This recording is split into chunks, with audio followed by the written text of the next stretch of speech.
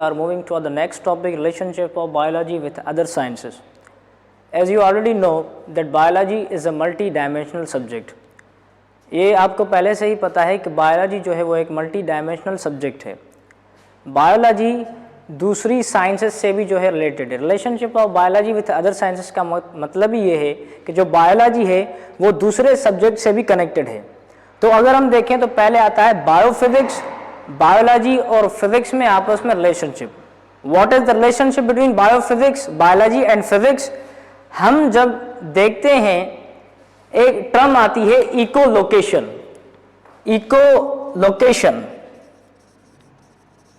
Echolocation organism जो है वो वर्क करें on the basis of physics, on the basis of principles of physics. कोई भी ऑर्गेनिज्म अगर उसमें जो है फिजिक्स के रूल्स अप्लाई हो रहे हैं तो बायोलॉजी एंड फिजिक्स का आपस में रिलेशनशिप जाहिर होता है, क्योंकि ऑर्गेनिज्म जो है वो हम बायोलॉजी में पढ़ते हैं एंड प्रिंसिपल्स या रूल्स फिजिक्स के जो है हम फिजिक्स में पढ़ते हैं. तो अगर फिजिक्स का कोई रूल जो है वो ऑर्गेनिज्म पे अप्लाई हो रहा है तो biology is intersecting with physics. अगर हम बात करें इकोलोकेशन की, इकोलोकेशन जो है वो एक सिस्टम है, एक फेनोमेना है. आपने देखा होगा बेड्स देखा होगा. बेड्स में क्या होता है? इकोलोकेशन फेनोमेना होता है. बेड्स क्या करते हैं? नेविगेट करते हैं और एक साउंड वेव प्रोड्यूस करते हैं. साउंड वेव प्रोड्यूस करते हैं तो वो क्या करते हैं? उस साउंड वेव प्रोड्यूस करने की वजह से उनको उनके प्रे मतलब उनको उनके शिकार की जो है वो पोजीशन पता चलती है. एज यू ऑलरेडी नो क्या करते हैं? बेड एक साउंड प्रोड्यूस करते हैं और वो साउंड क्या होता है कि एनवायरनमेंट के ऑब्जेक्ट्स पर वो साउंड जाके टच होता है. जब वो साउंड जाके टच होता है तो वो वापस उनके कानों पर आता है. जब वापस उनके कानों पर आता है तो वो अपने शिकार की या अपने प्रे की जो है वो पोजीशन मालूम कर देते हैं. तो बेट जो है मतलब जो ऑर्गेनिज्म है उनको हम बायो में पढ़ते हैं और जो अप्लाई हो रहे हैं रूल्स, जो साउंड वेव्स प्रोड्यूस हो रहे हैं उनको हम फिजिक्स में पढ़ते हैं. तो बायोलॉजी इज इंटरसेक्टेड और कनेक्टेड विद फिजिक्स. अगर दूसरी मिसाल देखें तो हमारी जो आर्म्स हैं उसमें जो मसल्स मौजूद हैं, movement of muscle is also working on the principle of physics. So biology is connected with physics, क्योंकि जो मूवमेंट ऑफ आर्म है या आर्म या मसल्स है, मसल्स के बारे में हम बायोलॉजी में पढ़ते हैं और मसल्स की जो मूवमेंट है वो होती है on the basis of principles of physics.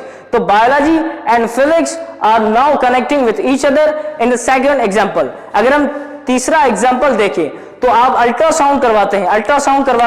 Ultrasound होता तो ऑर्गेनिज्म का ही, लेकिन उसमें साउंड वेव्स प्रोड्यूस होते हैं. उसमें क्या होता है? साउंड वेव्स का इस्तेमाल किया जाता है. तो साउंड वेव्स जो है वो हम पढ़ते हैं फिजिक्स में और ऑर्गेनिज्म पे साउंड वेव्स का इस्तेमाल करके उनको जो है उनकी लाइफ को जो है एक्सप्लेन किया जाता है. तो another example of biophysics is ultrasound.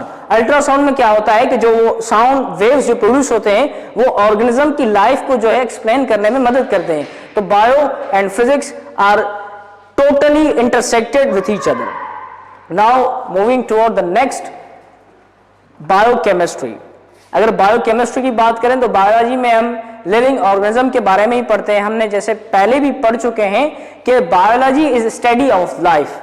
Life के बारे में स्टडी को हम बायोलॉजी कहते हैं. और लाइफ में क्या कौन सी चीजें आ जाती है? Living organisms are involved in life. Living organisms में ही लाइफ होती है. तो अगर देखें बायोकेमिस्ट्री में ये क्यों आपस में इंटरसेक्टेड है? अगर हम अपनी ही बॉडी को देखें तो हमारी बॉडी में कई सारे रिएक्शंस होते हैं. रिएक्शंस को हम केमिस्ट्री में पढ़ते हैं, लेकिन जो ऑर्गेनिज्म है उनको हम बायोलॉजी में पढ़ते हैं. तो इस example on the basis of reactions, जो हमारे अंदर रिएक्शंस होते हैं उनके तहत हमने कह दिया कि biology and chemistry are also connected with each other, are intersected with each other. अगर हम बात करें रिएक्शंस की तो रिएक्शंस, जो भी रिएक्शंस होते हैं हमारी बॉडी में उसे हम मेटाबॉलिक रिएक्शंस कहते हैं या हम कहते हैं metabolism. Metabolism is the sum of all chemical reactions happening in the body. Now moving toward the next, biometry. Biology तो आपको पता है कि लिविंग ऑर्गेनिज्म के बारे में स्टडी है. और अगर मैट्री की बात करें तो मैट्री में आता है डेटा कलेक्शन. क्या आती है? Data collection. डेटा कलेक्शन हम देखें तो आप जब बायोलॉजिकल मेथड पढ़ते हैं, बायोलॉजिकल मेथड हम नेक्स्ट चैप्टर में पढ़ेंगे, लेकिन मैं आपको बता दूं जब आप बायोलॉजिकल मेथड पढ़ते हैं तो उसमें पहले होता है रिकॉग्नाइजेशन ऑफ बायोलॉजिकल प्रॉब्लम.